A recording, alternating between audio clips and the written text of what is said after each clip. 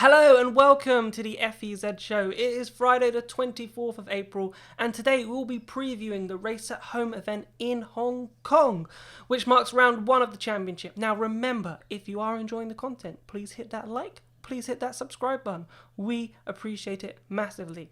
Joining me on the show once again from the FEZ crew is Jack Pickering and Edward Hunter. Morning boys. Good morning. Morning. Last show of the week, Jack. It's the last show of the week and we're previewing the first round of the Hong Kong E-Prix, as I said, and the birds are singing. My window is open, so if you hear any, I forgot to shut it. So if you hear any birds singing, that's what's happening. We're not playing some massive like sound effects. We don't have that sort of studio quality just yet. But boys, Formula E made some big announcements yesterday from the virtual press conference. They sort of have changed the format. Obviously, we discussed this on Monday, if they needed to change the format, and they have done it slightly. So, boys, what I want to talk to you about is the elimination process. Now, drivers were eliminated on the end of lap 1 last week in Monaco. This week, they're going to be eliminated on the end of lap 2, which was something, actually, Jack, that I remember me and you discussing. So, what do you think about that? Yeah, I think it's the correct thing to do. The drivers getting eliminated that early in the race. I mean, they've been prepping for the entire week, and then they do 50 seconds of racing, and then that was it. Obviously, this week they're going to do 2 minutes because Hong Kong is a little bit of a longer lap. But I still think that it's not as long as it should have been. I think that they should have elongated the race a bit more. To mean that the elimination format came in maybe 6-7 minutes, so we still get 6-7 minutes of all 24 cars. It's a step in the right direction, and they've done and the things that they've picked up on quite a lot of the things that we discussed in the show. So I'd like to personally thank Formula E for listening to the FEZ show. No, definitely. Ed, though, the other change that they made to the format is on the last lap now. So obviously the elimination lap starts a lap later on lap 2, but instead of having 10 drivers fight for the final lap of the race, we've got 12. So they've actually upped it. So, less drivers in effect getting eliminated, but then more drivers fighting for the final few laps. Yeah, I suppose from that point of view, it's slightly better to have more drivers in at the end, and it puts a bit more focus on the guys at the back. Having the guy in last be eliminated on lap 2, I think, is a nicer sort of gesture than just immediately taking them out, like you guys say. But in terms of actually for the audience watching, it just means the guy in last gets to survive another lap, really. But still, I think it's all about tweaking that format to make it work. The thing that I'm excited, and you're probably going to move on to this soon, Jack, I'm not sure if it was next or maybe later in the show, it was about the damage being upped from 0 in that test race to about 25. 80. Oh, it was 25, sorry. It didn't seem like there was any damage at all visibly, but they've upped it to about 80%.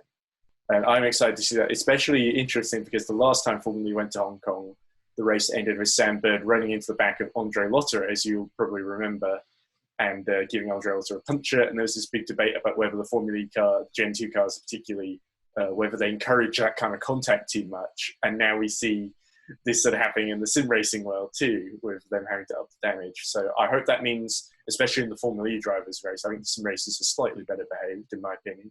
The Formula E drivers will be less inclined to T-bone into each other if they're trying to make sure they don't get eliminated.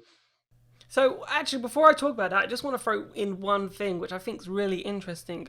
Formula E, as you two will remember, did fan boost for the Vegas E-Race, and they haven't used fan boost. Now, if you don't remember the story, I'll quickly fill you in. Ollie Pakala won the fan boost, and basically his fan boost stayed on for the whole race, and he finished in third, but then was penalised, probably lost about 100 grand in dollars of worth of money, probably then picked up like 25 or 50. He finished first on the road and was demoted to third, you mean? No, I think he finished third overall. He did not win. Bruno Huis won.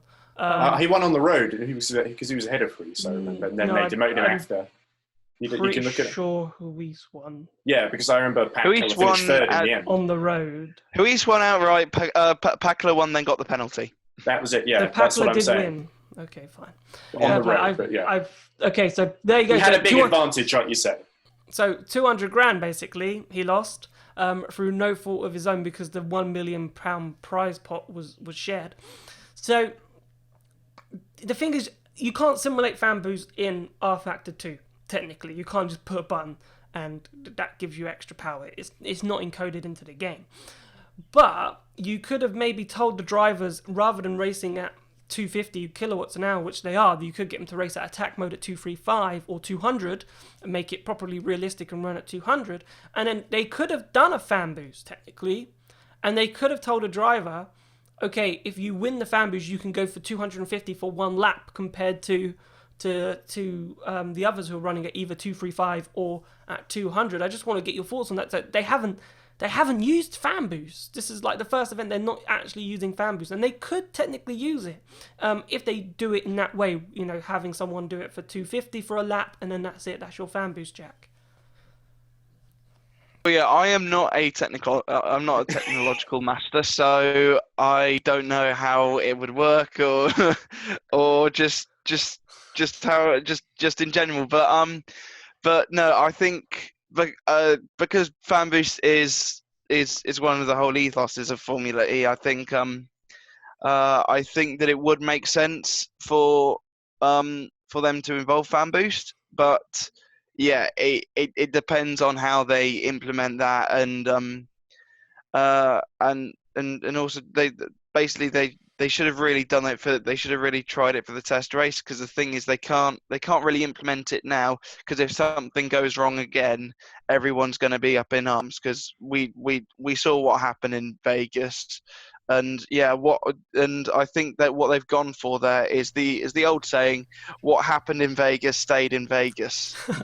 Well, I have two things to say about what you say. First of all, with Vegas, I think the context is important, because I've talked to some of the card sport modders who made the mod for that, and they were basically told that they had to build the Vegas track from scratch in 4 weeks, and it's a fantasy track. Obviously, there's no real world equivalent that they're modelling it off of. And so they were forced to do it in 4 weeks. They told Formula E that it was like too steep a deadline, but Formula E wouldn't budge, of course, because they'd locked in all the dates and everything. So they had to sort of rush to get it out, and that's sort of when you make coding errors where fan boost lasts, instead of for like 5 seconds, lasts 5 laps or 5 minutes or whatever it was in the end. Ollie Packard, unfortunately. And I believe he wasn't even the only driver. The other drivers that had fan boost were like eliminated earlier on, and so it didn't take as much advantage out of it. But the other thing was about what you suggested, Jack, about telling certain drivers, okay, you can use fan boost over TeamSpeak or the team radio or whatever software they use in the chat with each other. To me, that feels like a system that could be easily abused by drivers. Like if it's just down to, oh, there's more power in the car, you can use it now. I wonder if there are people who won't get the memo. I just wonder how you enforce that, because I'm not sure you can really put like a speed, like a kilowatt limit on certain drivers, but not others. I don't know. Well, it's just from my experience playing R-Factor 2, it came to me and I thought it's interesting that Formula E haven't gone down that route of fan boost. I just thought that was interesting. As we said, it's one of their main ethoses, and they decided, you know what, we're not going to use it for this E-race, and they made it such a big point back in Vegas that, you know, we're going to use fan boost for the sim race. It's like amazing, but they haven't used it this time. So maybe they just learned their lesson, but I was just thinking, you know, I don't know. Bad PR, yeah. Yeah, I don't know if, well, they'd say any PR is good PR technically, but what I was mentioning was, I don't know if they can monitor or see, you know, these stewards, because they do have stewards, so I don't know if they can see. That's my question. I don't know how well it's encoded into R-Factor 2, so maybe it's just not possible, because if you were to do that, then you can just have everyone running at 250, which is what everyone's doing now. But if you tell them to run at 200 and someone just goes, you know what, I'm just going to run at 235 because no one can actually tell I'm running at attack mode or 250, and then win the race while everyone else is so slow, and oh, this person won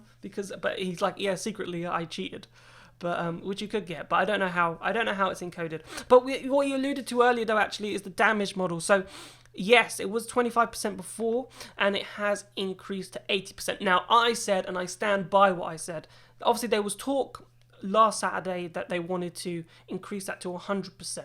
And I thought that was silly. So they haven't gone quite to 100%. They've gone to 8%, but I still think that's really high. Because, I don't know, I might have to test the damage model myself on R-Factor 2 with 8% and see how much I can actually, you know, break off. That shouldn't be too hard, Jack. You're a great driver. And how easy it is to crash into the wall. But I have a feeling, Jack, that we might see a lot of people, especially Hong Kong. You got the hairpin turn 1, you got turn 3. There's a massive wall at the chicane where people are going to get wrong and hit it. And if you hit it and you lose a wheel, you're out, right? So we might not need the lead for an elimination process, and it might make the elimination process look silly if we get 4 or 5 drivers out on the first lap. Yeah, that is one thing. Obviously, that Formula E need to keep an eye on. I will openly admit, Hong Kong is not one of my favourite tracks because it is quite narrow, and even though Formula E race on street tracks and street tracks are always quite narrow, Hong Kong is narrower than most circuits, and also there's that chicane that halted the race in real life in season 4. Which could prove to be a problem. I'm not sure if they've got that layout or they've got the one from a couple of years prior to that, layout, which so after was the jump. 3, basically, they jumped over the chicane. Yeah, so the 4-5 chicane is in the game. So they'll go out, they'll go long straight, turn right 90 degrees into that little chicane. Then they'll go around, and then they've got that hairpin as well, which is another a place to overtake, but also a good place to crash. Well, yeah, and but they did reprofile the chicane for season 4, and it didn't work, and so they went back in season 5 to, I think, the original. So I think that is kind of dependent on whether they've done that correctly, and fingers crossed that they have got a layout that is a little bit easier on the driver, because like even last week we saw I think we saw a pile up in Rascasse. Everyone else was able to continue because it was 25% damage. But then we had an incident. I think I saw yesterday a video from Alexander Sims showing that he was stuck, I think, in Nick Cassidy's front wing. So yeah, I'm not. I might be wrong. Alex Sims was definitely involved, but yeah, that seems to be like one of the issues. So in terms of the damage, you know, when it's at 80%, you're putting a lot of things at risk, and obviously with the track being so narrow, as Hong Kong is, and as most Formula E tracks are so narrow, Ed, that you know people are going to get frustrated, and there is this massive craze at the moment. There's this massive craze. And if you watch Antonio Felix da Costa, if you watch Stoffel Van Dorn, if you watch Lando Norris, if you watch Charles Leclerc, they all say the same thing. You've got to send it. And they'll send it because it's a sim race. Because, you know, it might be final lap, it might be that elimination process. And they know that they've just got to send it down the inside and actually just go for a move. And they race most of the time without damage, so they make it easy to send it. And I have a feeling that even though damage is at 80%, that send it attitude, it's still going to be there. Yeah, and the thing that all those drivers just so happen to have in common is they're quite aggressive drivers in real life too, and that's how they've got to, you know, Formula One and Formula E, so those top drives that they all have, of course. But in terms of, I think you make a good point that changing the damage does not always necessarily change your mindset, especially when you don't sim race. You know, because they're used to racing in real life where the consequences are always the same. It's always 100% damage, and they haven't changed their attitude. So why should changing it in sim racing world change it? Because it's still not real to them. I don't know. Whereas the sim racers, I feel that it's a lot different because they do it professionally, and there's more. If like they do a stupid move and take themselves or someone out, they have more to lose. Because I think it means a lot more to the sim racers getting that chance to that opportunity to drive a real Formula E car, a future Formula E race whenever the championship starts up again. I think that's a big carrot on a stick for a lot of those sim races.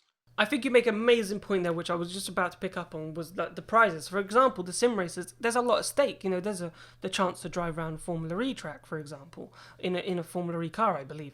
So that's a huge prize. Whereas for Formula E drivers, there's no prize. There is absolutely no prize at the end of this. It's just pride.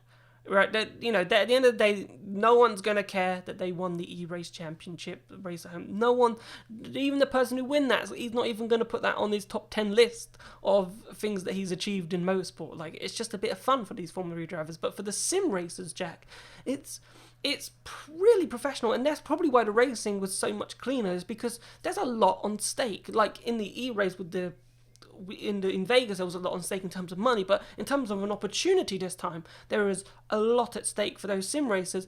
And the only other thing I want to add just before I throw to you is only 109 people actually have entered or have trialed out to be in the sim race for this weekend's race in Hong Kong. I just wanted to see if, and I'll throw to you, Ed, afterwards, do you think that's a big number? What I want to know, Jack, is have you given it a go or not? Because I know that you have R Factor 2. Okay, so I haven't given it a go, and I do want to give it a go, but I've recently brought a new desk, okay? And I don't have the biggest sim setup. I've got a Logitech wheel, the Logitech G229, I believe it is. But I tried it last week to do practice Monaco, before the Monaco E-Race, see how close I get, and I was only doing like a 54, about 55, not very good. But I don't know why. It just and Hong Kong's not a good track for me as well. Before I changed this, I was doing about a 103, and the sim racers are doing 101s under towards a minute. But I haven't given it a go because my new desk, I can't actually fit my steering wheel on there without it moving. So I have to order a little stand thing so I can actually do it again. So I'm waiting for that to come. But no, I haven't given it a go yet. But yeah, but I don't know. For me, 109 sim races, it isn't. It isn't a lot. I don't think that's a lot, considering that how many people have the game and how many people are sim racers. And, but I do believe that, with the prize on offer for sim racers, that the racing will be so much better. Yeah, I think it's a starting point, I think, for Formula E. Well, obviously a few years ago when they were doing the Vegas stuff, they did do a few they did do a few run-up races, which I'm sure Ed will speak about because both me and Ed did do something to do with that. I'll let him explain because he dragged me into it. But but yeah, I think it's a good starting point. I do think it's going to grow and from here. But yeah, if it doesn't, I'm getting R Factor 2. I'm getting in one of those races, 100%. Absolutely, and I could see you getting in there, Pico. Given that some of the drivers at the back are up to, I think, at least 10 or 11 seconds off the pace, possibly more than that in the sort of 100 mark. So you could definitely get in at least within the top 100, which I think would be interesting. And then sort of slowly work your way up. I'm going to finish 99th, aren't I? Just also the other thing, Jack Giordmaina undone by desk is a great headline. We have a slow news day. We could do a whole article about that. Whole news on why I didn't make it to the sim race. But as Pico alluded to, Road to Vegas. So I think I won't explain the whole story, but I think I'll just focus on some of the numbers and some of the more interesting elements of it. In terms of with the first race they did at Long Beach, remember it was I think the biggest prize fund in sim racing at that time with the $1 million prize pot for Vegas and $1 million I think. And I remember a lot of people, I think at least 200, possibly more, set times at Vegas for the qualifiers, including Lando Norris. Lando Norris went in, but Lando Norris didn't take part in the races because I think his manager must have had a word in his ear because I believe it was end of 2016. So I'm not sure how. I think Lando would have been 16. Yeah, 16. So he would have been too young to go to Vegas because obviously gambling is a part of that, and so there are legal reasons why he can do it. And I remember I went to Lando on Twitter and I sent him a DM saying, we're a bit short on commentators. You have a lot. You've driven it. You have a lot of experience. Would you like to fill in? And then he ghosted me, didn't reply, and so I ended up going to you, Pico. So maybe this is the first time you've heard that story. I didn't know this beforehand. I am flattered that I was chosen as the runner-up to Lando. Lando actually follows me on Twitter, which is one of my claims to fame. But yeah, no, I'm honoured that I was the second choice after Lando Norris. Yeah, and the other I'm going to call up McLaren tomorrow, see if they need a driver. The thing is, as Road to Vegas went on, they had a sort of championship for there was like 4 rounds, and there was a drop score in one of them, so you could drop your worst results. That was to sort of encourage more people to take part. But round on round, you would have less people showing up to qualify because they would see that the points didn't favour them, and there were only 4 rounds. So there was no point showing up round 3 or 4 because there was no way you'd be able to get into the top 10 with enough points to go to Vegas, even with the dropped round. Even if you won both of them, it would have been a bit unlikely because you would have to have basically one retirement or no score.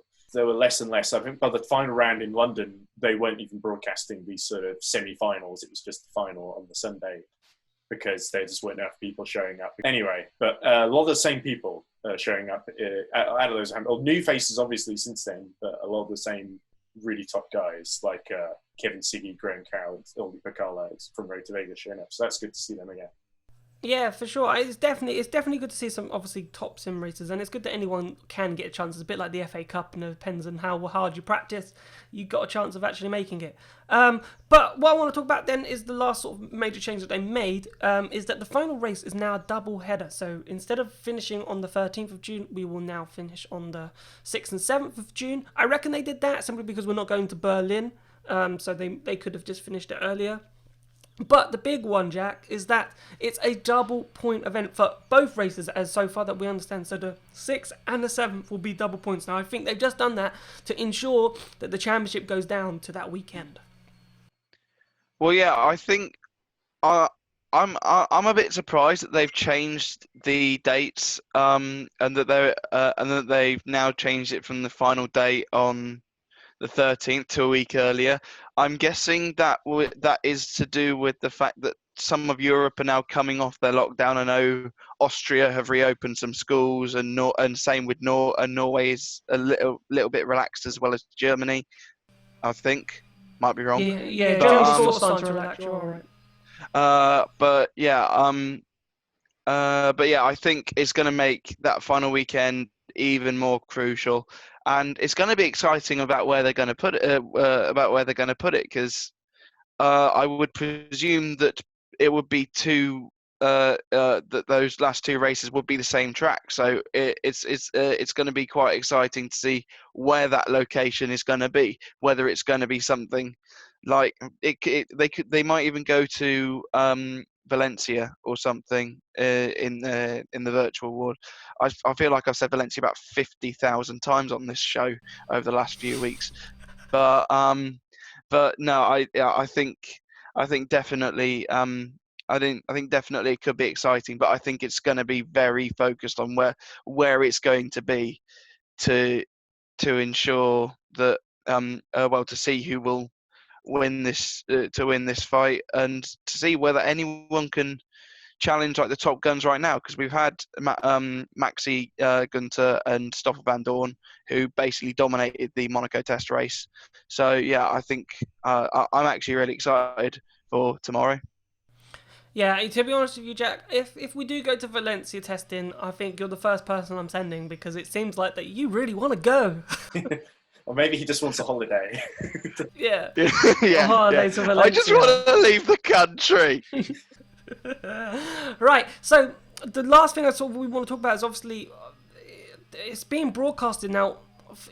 I've got a massive question here about esports in general, really, but it's great to see that in the UK, for example, it's being broadcasted on the BBC like it is currently for races on the red button, so it's getting exactly the same privileges. But you know, Formula E aren't the only one. For example, Ed, you've got Sky F1 doing Formula 1, you've got IndyCar, which is on NBC Sports. So my question basically is you know, are we going to continue these sport races? Because they have been popular, and I reckon people have enjoyed them. Obviously, they won't continue in the same capacity every week. Maybe once a month you could do something when there's no racing, for example, just one weekend where you could do it. Or is everything just going to go back to normal? Are we just going to go, you know what, we haven't learned anything from this. We haven't learned that esports, you know, could take off, and we're just going to go back to normal, and you know, nothing ever changes. I think that latter option of just not learning anything is not really an option. Because if you do go to all this effort to put this on, even in the exceptional circumstances that we're in, where you can't have real life racing at the moment, and to learn nothing, that just seems insane to me. There's so much potential, and it's great to see they're taking advantage of that. especially putting it on BBC. I know it's on iPlayer and Red Button, but that's effectively free to air and the same, like you say, the same thing that we get with real life racing.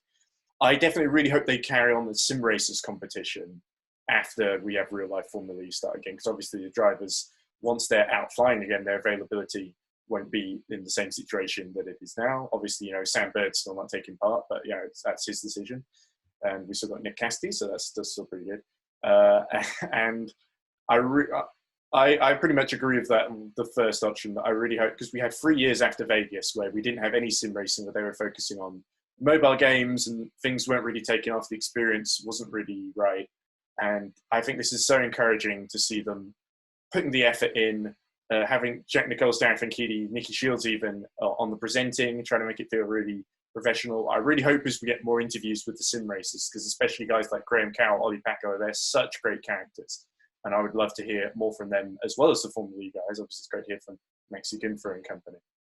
I think they have learned from this, and it's going to be great. No, I hope they learn from it, because obviously, like, we're humans, we're people of habit, basically, and this is all such a weird thing, and we're very good at just going back to what we were doing, and all this what we've learned from sim racing can be just shoved aside. But Jack, we're going to move on to our new segment of YouTube questions. So I believe you have the question. So can you tell us what the question is? I do indeed. The question is: can you explain how how manufacturer drives work? Because in America it works differently, because they're signed for teams rather than manufacturers. Perfect. And that came from, I didn't tell you actually, that came from our Patreon, Matthew Polanski. So thank you very much for the question.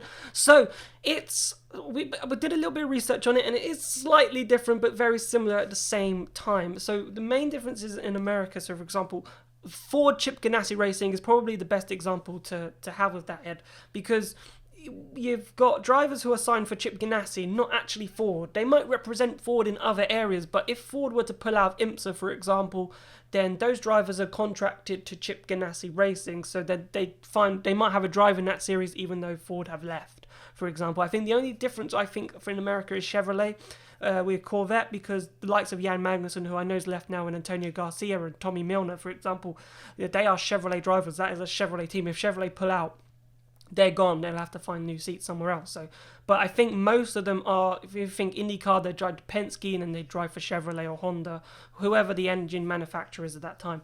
Whereas in Europe, and what we see, for example, here is, you've got drivers signed for actual teams like Audi, BMW, and so forth, and they will follow that team around wherever it sort of goes. So, for example, Andre Lotterer, for example, was an Audi factory driver once upon a time, but then moved to Porsche in the LMP program when Audi pulled out of WEC.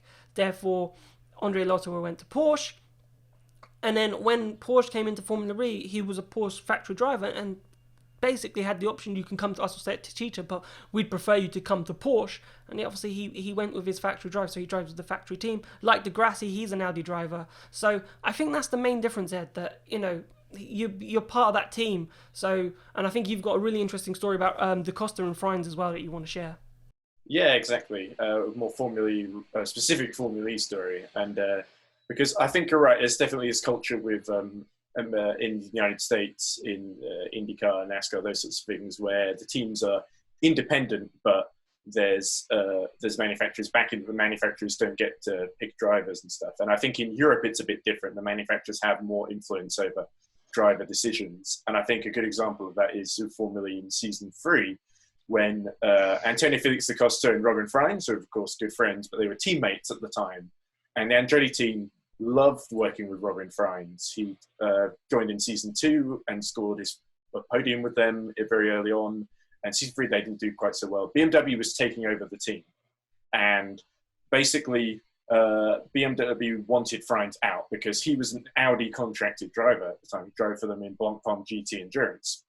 And so basically, they're under pressure to get rid of the services of Robin Frines, I think is the only real way to say it. But they wanted to hold on to Da Costa because Da Costa was a factory BMW driver, even though Da Costa had a really shocking season. He only scored like once in Hong Kong on the opening race of the season, and then did go out with France and scored a couple of times. To be fair, they had a really difficult car, and we see how good Da Costa is now, of course. But yeah, it was really interesting that Andretti wanted to hold on to Frines, but BMW said no. So that really, I think that story alone really illustrates the power that manufacturers can have over a driver's career, for good or for better or for worse. You know. Yes, they're signed up for that brand, for example. So if you can't leave. It's not like the mafia. But yeah, yeah, the Costa it's left. not. The Costa did leave BMW because they were leaving, like WEC, for example. But yeah, it's just that difference. Is like, you sort of, Alexander Sims, for example. After Frines left, they were looking for a driver, and Alexander Sims was in England, and Andretti was based in England, so did all the testing and was BMW factory driver, then got the experience Formula E, and then got the call up. So, if Alexander Sims, for example, wasn't a BMW factory driver, he might not be in Formula E, for example. He might have to, work his way up into an independent team. He wouldn't have got that factory drive with BMW. So that's basically how it works. That's the main difference is that if BMW pulled out tomorrow of Formula E, then Sims and Gunther will be looking for seats.